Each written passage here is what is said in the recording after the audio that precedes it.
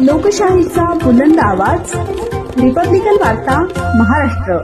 दुसाने तालुका साक्री जिल्हा धुळे. 29 ऑगस्ट रोजी पहाटेच्या सुमारास गावातील स्वामी विवेकानंद वाचनालयाला आग तसेच वाचनालयाचे कुलूप तोडून लंपास केला आहे. रात्री अभ्यास करणाऱ्या विद्यार्थ्यांनी लाईट व फॅन बंद करून घरी गेले होते. तसेच सकाळी काही विद्यार्थी आल्यानंतर त्यांना लाईट व फॅन चालू दिसले. त्यामुळे ही आग शॉर्ट सर्किटमुळे लागलेली नाही, असे वाचनालयातील विद्यार्थ्यांचे म्हणणे आहे. या घटनेत नुकतेच खरेदी केलेले ₹10,000 किमतीची पुस्तकं पूर्णपणे जळून नष्ट झाली आहेत.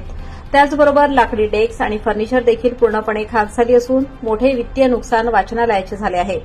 स्वामी विवेकानंद वाचनालयाच्या माध्यमातून स्पर्धा परीक्षा, सरळ सेवा, पोलीस भरती या माध्यमातून गावातील विद्यार्थी घडावेत हा उद्देश होता.